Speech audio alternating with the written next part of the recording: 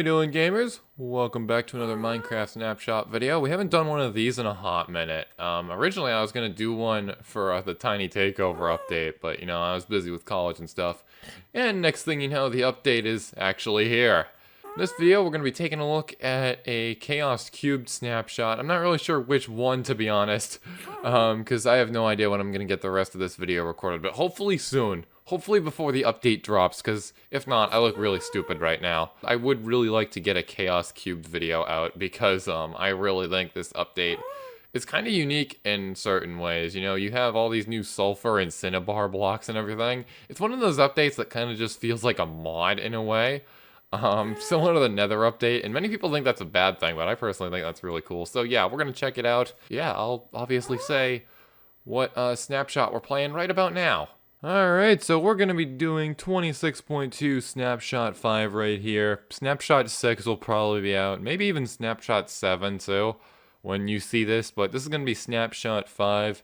No new panorama just yet. I'd probably imagine the panorama will probably be a thing, maybe, in one of the next snapshots or something. I'm not really sure, to be honest. But yeah, we still have this right here from the Tiny Takeover drop and everything. Very ironic that the splash text right here says, "It's finished," when we're playing a snapshot. That's kind of hilarious. Anyways, this instance of Minecraft we're running right here is actually going to be the same one I used for the Copper Age update right here. I'm pretty sure that's the last snapshot video I did, so I guess I skipped out on Chase the Skies as well. But we're going to load up that world right here. It's not really going to be too big of a deal if it dies for whatever reason. We don't need to back it up. It's no big deal. We'll join it right now.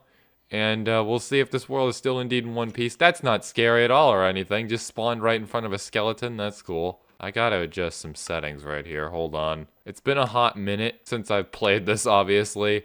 And I had the sensitivity set to hyperspeed, because that's what I was used to at the time, but now I'm just used to 100%, because it looks a lot smoother. I just think it's generally better for the videos and everything. Anyway, it's looking a little bit dark out right here, not gonna lie. So I say, let there be light. There we go, much better. You can see everything now. It's a little bit laggy. It feels a little bit laggy. It's still in 60 FPS. It just feels a little bit laggy for some reason. I'm not really sure why. After fixing a little bit of lag problems, what I think happened was, so basically in these versions, you can use Vulkan, which is a different graphics API, and it's in beta, sorta. It's not really worked out and everything. And I think my PC went straight to that. So the frame times, they were kind of weird. It looked like 60 FPS, and technically it was, but it didn't actually feel like 60 FPS. It felt more like 30. But I believe we're all good now, so I switched to OpenGL. It's working fine right now, as you can see. Yeah, that was really weird, I guess. I checked the F3 debug charts right here. The frame times were a little bit weird and everything. Should be all good now, so it should look a lot smoother. It definitely does. I'm not really sure what was up with that, but if I had to guess, it had to have been like the fact that it was using a different graphics API than usual, so yeah. So this update, as I said earlier, it introduces the Sulfur Caves biome. We're gonna try and locate one right here.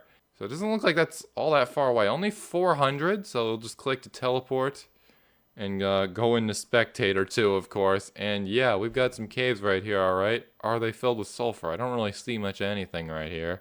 So it says it's 32 blocks away. I'm not really sure if it's actually going to generate. It might not generate if we're in a world where, like, we kind of already generated some chunks here. This is technically an old world that was loaded in another snapshot version. I'm not really sure if that's what's gonna be causing the issues right here. But, we still have caves in this game. It's pretty good. I'm pretty sure we still can spawn the Sulfur Cube, no problem, but I really want to find the frickin' cave, man. That's kind of like the main attraction of this whole update, so I'm going to try teleporting 100,000 blocks out and see if anything changes. Alright, here we go. We've successfully found one 100 blocks out, literally teleported right on top of it. Would you look at this? It definitely looks very different. We got a huge frickin' chamber right on over here. Yeah, this is the biome right here, basically. As you can see, it's definitely new, that's for sure. Nothing's ever been seen in Minecraft like this before. We got some diamonds right here. Gotta love diamonds. So I'm pretty sure the red one, this is gonna be cinnabar, and the yellow one is sulfur. That's gonna probably take a little bit of time for me to wrap my head around right there, nonetheless. No sulfur cubes, just got a couple creepers here, but if we spawn in a sulfur cube, I think the big gimmick with these things is that you can put blocks inside of them. And when you do that, they act very weird. So there we go. You buddy. There we go. So now this guy is just gonna lose all of its AI.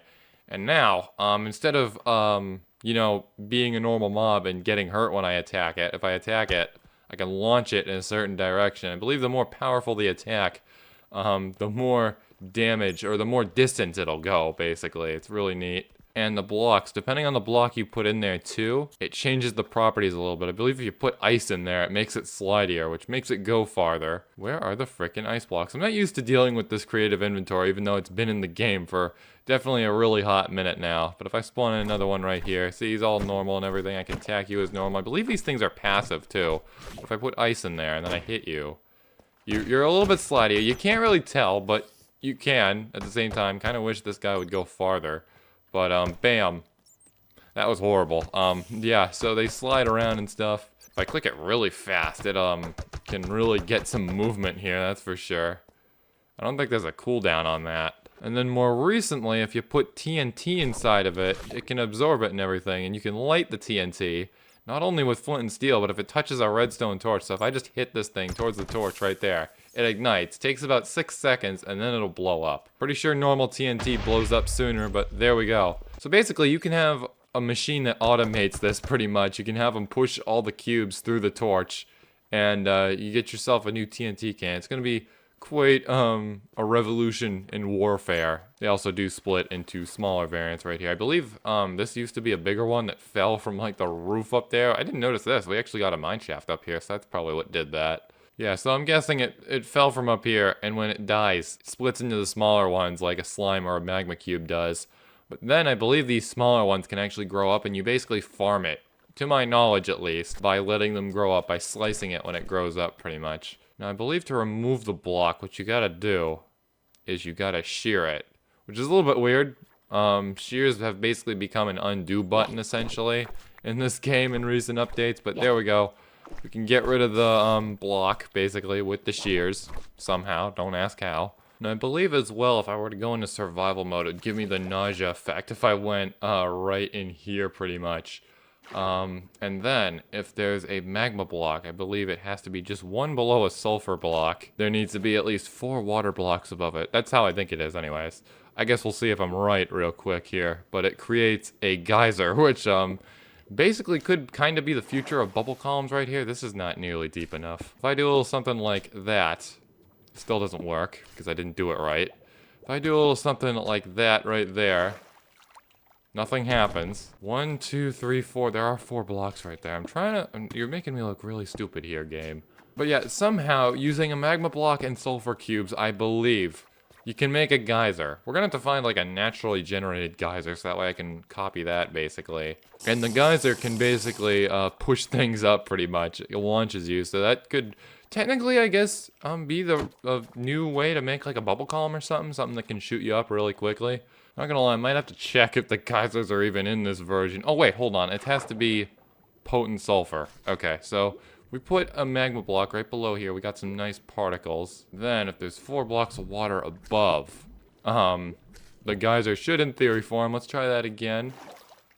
It's still not working. What the frick? Anyways, a potent sulfur, that also creates bubbles. You got some particles right on up here that look a little baggy, but that's okay. It's definitely a nice touch here, and that's what gives you the nausea, I believe. That's pretty cool. Don't know why it's outlined in blue right there, though, as if it's like a beacon effect. That's a little bit of a weird beacon effect, not gonna lie. Imagine a beacon that gives you nausea.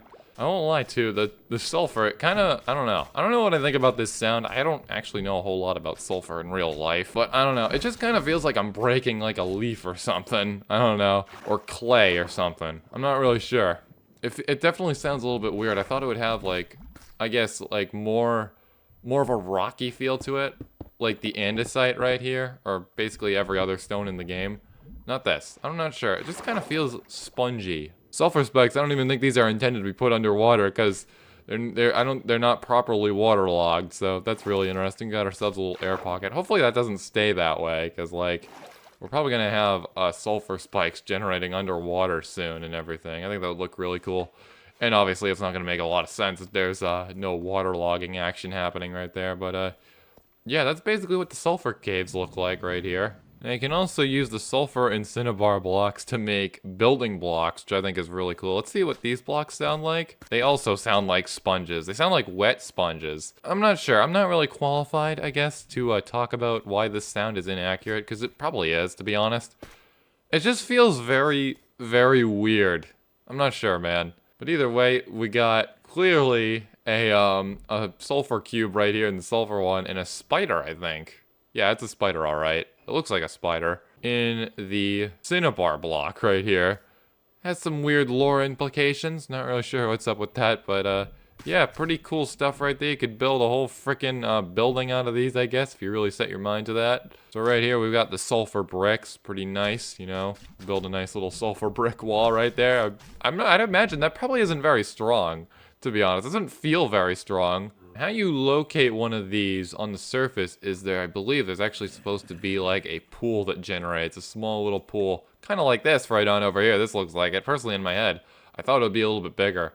But basically, the way you find the lush caves is with the azalea tree, and this is how you find a sulfur cave, basically. So if we just go straight down right here, it is a little bit of a dig, not gonna lie. And you do come out in that big frickin' chamber we were in at the start of this little clip right here. I think it would be better if, like, there was a smaller cave that was guaranteed to generate beneath all this right here, because that's going to be a really big drop. Mine didn't, like, the first impression of this update, you dig straight down right here, you fall into, like, a big chamber like that, and you just kick the bucket right there. I don't know. That's probably not a very good first impression if I had to ask, but personally I did think that this would be a little bit bigger, but I do guess, like, you know, it's gotta be like a small feature. I thought it would be a whole frickin' lake, and you know, with the way terrain is shaped in like 1.18 onwards, especially, like, I'm not sure how exactly you'd try and like find land flat enough to have like a frickin' sulfur lake or whatever. But yeah, there's that basically. I didn't even notice this. This is like a sliver of savanna right here. This is the smallest savanna I have ever seen in this game. Holy frick. It's just this little sliver right here. It goes all around here and then connects up with this bigger savanna. That's cool, I guess. Not sure what the odds of that are generating, but it always feels like I generate all these really cool worlds, you know, when it's a temporary world like this one and everything that I'm using in a freaking test version. But yeah, here we are. We've got this right here, still very, very tiny, but I can kind of understand that. It does look like they are relatively common as well. We got another one right on over here. You dip your toes in the water, you get all dizzy and stuff. Oh, wait, what the frick? I think this might be... Okay, so the geyser isn't, like, constant or whatever? So let me just check this out right here. So the geysers are in this version right here. That's not... What the frick? That's not frickin', 4 blocks. I'm pretty sure it has to be 4 blocks above of water, right? Let's try it again right on over here. I want to try this. So we'll just put the magma right there, the potent sulfur on top of it. In theory, it should geyser, right? It should do its thing. That thing did its thing. That's a really cool particle effect, I won't lie. I really like the work of the particles in this update. Okay, you need to do your thing right now. You're making me look like really stupid right here. Oh, hold on. There might need to be sulfur below it, too. So we'll just try that right there. And now, in theory, sure enough, yeah, it's working like a charm. So, you know, you could make, like, a geyser, too, with, like, a sticky piston that, like, you could turn on and off. So you got, like, the magma. It can push the magma into place and pull it out, basically. Pretty cool stuff right there. It is a little bit weird, though. I could have sworn, maybe I must have goofed it up or something. So, doesn't matter the water height, as long as there's actually water there, you can make a geyser that goes like 60 feet into the air if you really wanted to. So you just need to make sure that, I guess, you have the sulfur beneath it too, and I guess that's where this is. Personally, I thought this would be something, you know, you'd see in the caves, but I think it does make a little bit of sense to have it like up here on the surface. It acts as like a beacon and stuff. A very poor beacon, but you know, looking from behind the tree right here, or in this frickin' cave, you know, you can't really see it from right here, but if we go, like, right on over here, you can obviously see it. But if, like, let's say there's a frickin' tree in front of it, can we see it from, like, right here? You can technically... Oh, wait, that's the birch tree. That's really silly. But I don't think you'd be able to see it from here all that well in a forest, to be honest. This is a forest, obviously. So I think you need something a little bit more open, you know? Something maybe like a plains over here. I don't think the cave is actually over here, though, not gonna lie. Or maybe like a sparse jungle like this right here.